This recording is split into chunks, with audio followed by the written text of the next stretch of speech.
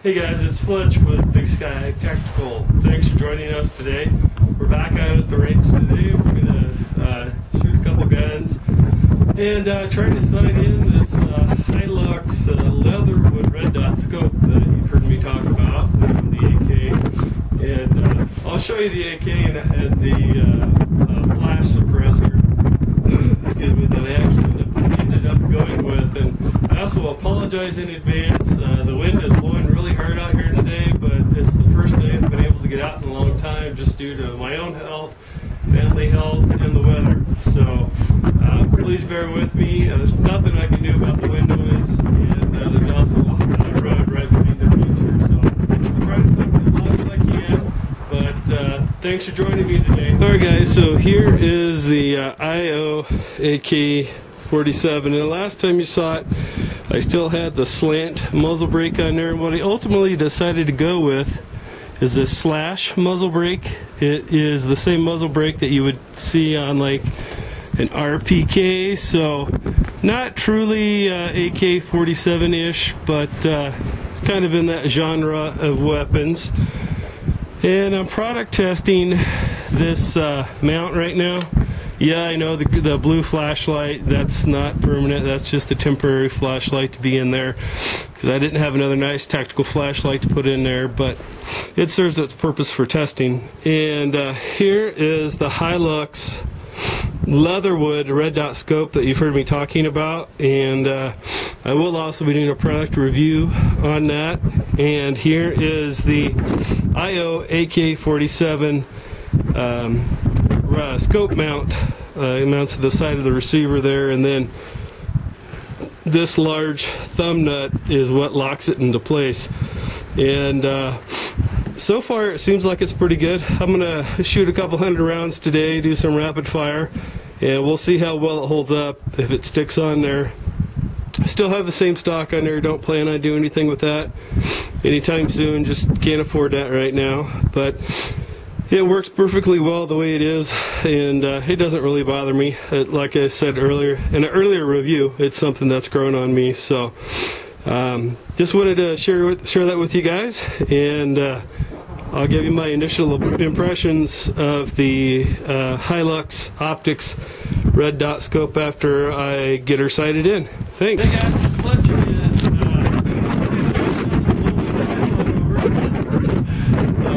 Unfortunately, the leatherwood doesn't seem to be performing again. Having the exact same problem that I had with the prior scope that I had, in that it just shoots too low. Even at like 25 yards, you know, you can't be center mass on anything. So what I've done is mounted it to my 1022 here, and I'm going to see how this works, and then I'll take my Bushnell scope that I had on here and I'll put that on the AK, and I'll see how that works. But right now I'm pretty frustrated, so I'd show you guys more footage of how I'm shooting to the target and things like that, but it's just too damn windy out here today, the wind's whipping, and so yeah. Anyways, just kind of give you a little update on my progress here. As you can see, I've got the red dot mounted on my 1022, and we're going to shoot from the same distances, and make sure that it's not my AK as an example that is not working properly. So let's go ahead and do some shooting on this, and we'll see how this performs in comparison. Alright guys, so here's the target. You see these groups down here at the bottom with the larger holes? That's with my AK, and you know, not too shabby for shooting in this wind. That's actually, you know, some halfway decent grouping. Nothing to write home about, but it'll get the job done. And then these little bit smaller holes up here, these are from my 1022, as well as these up here. These ones up here, in order to get them to hit here, I was aiming clear up here, and so it's definitely not just my AK, it's the scope. And when I get home, I'm going to show you something that I shared with the manufacturer on this, and my belief is that it's really not a problem with the design or the construction of the scope per se. It's a packaging issue, and when these scopes are getting shipped, they're just getting torn up. And I'll show you guys what I'm talking about when I get back. So yeah, it's definitely not my rifle that's causing this, and I'm about out of daylight, so I'm not going to take the time to put a different scope on my AK right now. But that pretty well sums it up for me. It's definitely not my rifle that's the issue, it's the scope. And like I said, this is the exact same thing that was wrong with the one that I had previously, was that it was shooting way too low. Just like this right here. This whole group was, you know, aiming right there, center point. And yeah.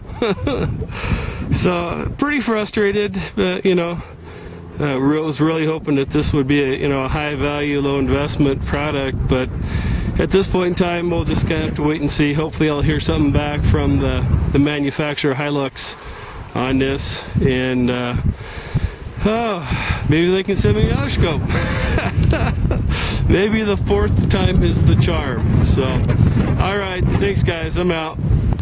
Hey guys, it's Fletch from the Big Sky Tactical Channel. I told you guys that I would do a review of the Hi-Lux Leatherwood 30mm red dot scope, and just to kind of give you the backstory, the first one that I got shipped to me had a broken reticle inside of it. And when you looked inside, the glass on the inside had a crack running right down through the middle of it. So I returned it from the store that I bought it from. They sent me another one, and with that scope, at 10 or even 25 yards, you couldn't get it to, you couldn't turn the elevation up enough to get it on target. And so long story short, the company that I bought the scope from would not honor an exchange. I had to go to the manufacturer. So far the manufacturer, Hi-Lux, has been very good to deal with. But they sent me another scope, and this new scope does the exact same thing. And I don't know if I'll roll this in before or after I show you, the footage out at the range, but I tried this scope on several different rifles, and they all do the same thing. So yeah, in my opinion, it's definitely not something on my end. The problem that I think that is, and I've been a manufacturer's rep before, my belief is that it's the packaging. And before I go any further with that, I'm not just busting on Hi-Lux. This is a very common thing that I'm seeing right now as far as packaging goes. As an example, when I went to mail a video card that I had sold on eBay to someone, the person at the video store packed it the same way. I had a massage chair that I bought here not too long ago, and the original power adapter that it came in was defective, and they sent me 3 more. Well, every one that they sent me after that was cracked and broken by the time I got it. It's because of the way they're being packaged. So I thought I would just show you guys this, and hopefully Hi-Lux will watch this and you can see what I'm talking about, and you'll take it in the spirit that it's given it, which is just constructive criticism and not busting on you guys. So because so far, you've been very decent to work with. So, but anyways, here's the all 3 of the scopes that I've got have been packaged the exact same way. There's an outer box, and that outer box is covered with peanuts. So let's just dump out all the peanuts and get them out of our way. Alright, so there's the box, and then underneath this box there's nothing. There's no padding in there at all. Alright, so here's the inner box. Very nice package, looks good, professional. And it says, red dot sight, model number ES1X30TP as in Tom Paul. And then you've got the inner box. Oops, sorry, I accidentally kicked the stand. Alright, so now look inside of here. You've only got padding on one side of this. So when this box is sitting flat inside this other box, there's absolutely no padding whatsoever on this side of the box. So at UPS or whatever, and not dogging on the people at UPS, but accidents can and do happen.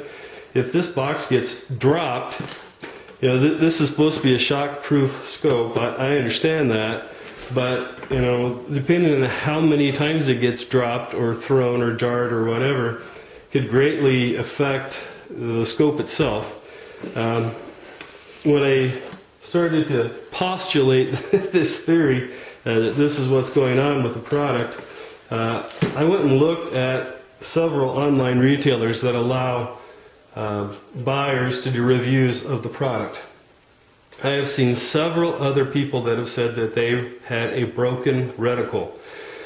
And to me, when you see a broken reticle, that says to me that the product has suffered some type of trauma. Typically, that's not something that you're going to see just from normal wear and tear on a scope. Somewhere along the line, it suffered some trauma. And so, the first one that I got was also that way. And also, if the product somehow is suffering enough trauma that it's able to crack the reticle, then it's certainly, in my opinion, feasible that it is messing up your elevation and windage adjustments. And so again, there's the box, and then there's some light paper on there. Then they've got it in a sealed plastic bag, and they even put some desiccant in there, some silica. So they're trying to do the right thing. I can definitely see that. But here's the scope. It's supposed to be shockproof, waterproof, and 5 MOA red dot. Unfortunately, I've not been able to do a lot of testing on the product yet because I haven't been able to keep it mounted on anything long enough, to actually use it. Like I said, the last 2 scopes like this that I've had, the up elevation can't be adjusted up far enough, and see if you can see that there in the viewfinder. Get the camera to adjust by putting my hand behind it. That up elevation is maxed out all the way. And even at 10 and 25 yards, even center mass on an 8.5 by 11 sheet of paper, you're lucky to hit the bottom of the paper. So obviously there's something going on. And like I said earlier, I don't think that Hi-Lux or Leatherwood is making a defective product. In my opinion, it's how they're being packaged and shipped.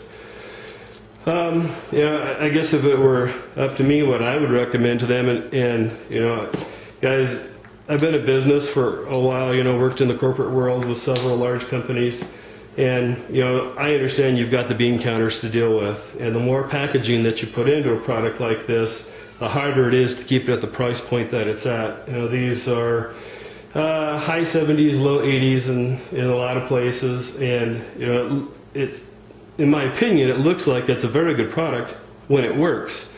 But so having said that, the point of that is that this has to be protected better if you're going to be shipping these. Especially, like to me, where I live in Montana, how many times does this box change hands before it gets to me? And with all the broken reticles that are out there, and just with the elevation being screwed up on several of them, I think it's the packaging. And so I would suggest some type of a foam clamshell that when you put this thing in, so it's protected on all sides. And yes, I know to make an injection mold like that is a lot more expensive than just cutting out a piece of foam like this. But unfortunately, you start giving yourself a bad name when your products get out there and they don't work the way that they should.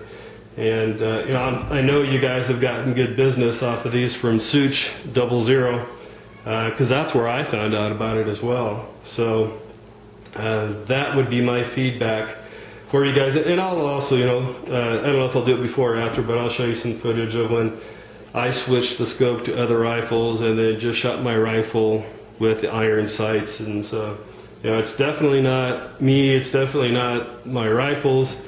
Unfortunately, it's the scope. And I trust that Hi-Lux is going to do the right thing and that they will get this figured out. Like I said, you can tell they're trying to do the right thing. Good packaging. They're even thinking ahead by putting silica in them. But like I said, it's not just Hi-Lux. When I went to the UPS store the other day, they did the exact same thing. They just packaged it up. They threw it in the bottom. They put peanuts around it. Well, the problem with that, there's absolutely no padding on the bottom. And especially with shipping companies, they almost always have a package like this because the label is going to be on the top so that they can scan it and they can read it. So these get thrown around like this all day. And again, that's just not good packaging when you have absolutely no padding on the bottom. So I'll update you guys again when I get more information from Hi-Lux or whoever else may be involved in the process. But overall, I like the design of the product. It's got flip-up sights, which I really like. If it's raining or snowing or something like that, you can keep these down. They are watertight, and then when you need it, you just pop them up. They're ready to go. Yes, you can buy these, but it comes with them. So, in my opinion, that's definitely a value-added benefit to the product. It's got 11 light adjustment settings. You've got your elevation on the top, windage on the side, and it's multi-coated. You can see on that outside of the lens there. So it looks like they're really trying hard, to make a great product, to make a name for themselves. And so, I don't want to dog on them just to be dogging on them, but unfortunately, this is the third scope I've had and they've all been defective. So I really hope that if you're watching Hi-Lux that you take my suggestion to heart, or let us know what you're finding from the testing on the stuff that you're getting returned to you. So, well, once again, this is Fletch with the Big Sky Tactical channel. Thanks for tuning in today. I appreciate it. God bless. Hey guys and gals, just a quick update. I've been corresponding with Hi-Lux via email, and Hi-Lux has been very responsive. They definitely care about what's going on, and long story short, they're going to send me another scope. And so I just want to let you guys know that. So, and I also said that I'd show you, some of the, shooting with my AK, just so you can see it's not the scope, but this is with open sights at 50 yards on a bench with no rest. And for me, what that means, I was sitting at a bench, but the rifle itself was being held by me. It wasn't propped up on a stand or sandbags or anything like that. So open sights, at 50 yards, that's not half bad. And if that was a bad guy, he'd definitely be dead. So anyways, I just thought I'd share that with you guys, and hopefully we'll get a new one in pretty soon, and the weather and the health in our household will permit, and we'll get out and we'll finish testing it, and I'll let you know how it turns out. But I just want to let you know that, and we'll go ahead and wrap this up until we get the new one in and we were able to do some testing on it. Thanks guys, God bless.